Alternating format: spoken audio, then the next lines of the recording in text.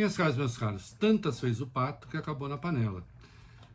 Os indiciamentos de Jair Bolsonaro, se ele se tornasse réu por todos os crimes, né, considerando os outros inquéritos, os já concluídos, se ele fosse condenado por todos os crimes, as penas somam pelo topo 68 anos, né, porque além dessa questão agora do golpe de Estado, que são 3 imputações muito graves, né, tentativa de rompimento violento do Estado de Direito, tentativa de golpe de Estado e organização criminosa, existe a questão da vacina, existe a questão das joias, e atenção, não foram concluídos ainda o inquérito das fake news e o das milícias digitais. E adivinha quem está lá?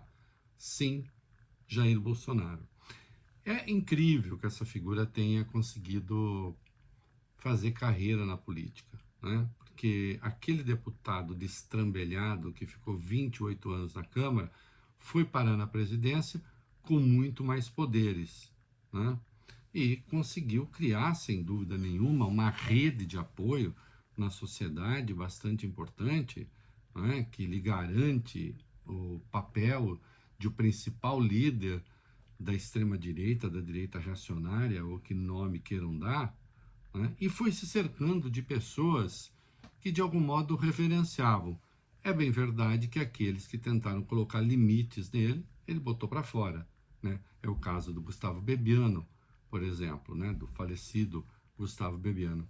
E de generais, dos quais ele foi se livrando, que também de algum modo tentavam ali controlá-lo. Bom, o fato é, com o indiciamento agora pela Polícia Federal, e não há dúvida de que ele vai ser denunciado pela Procuradoria-Geral da República e de que se tornará réu, mais do que isso eu não duvido de que será preso. É claro que Bolsonaro não vai liderar coisa nenhuma em 2026. Ele pode continuar com um papel importante se ele mantiver o seu prestígio junto a essa parcela da população, mas evidentemente não será candidato.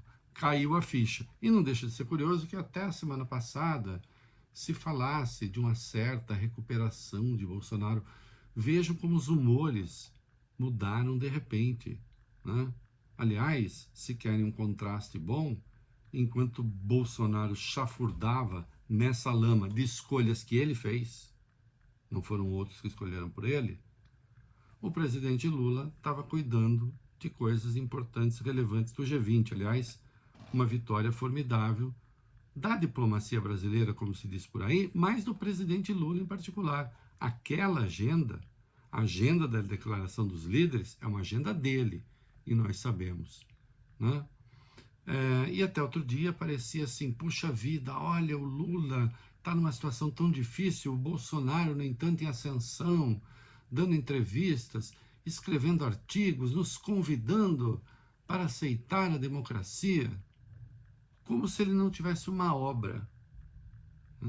O que esse inquérito vem lembrar, a conclusão desse inquérito, e os indiciamentos, especialmente o dele, vem nos lembrar que ele tem uma obra, ele tem um passado, ele fez coisas.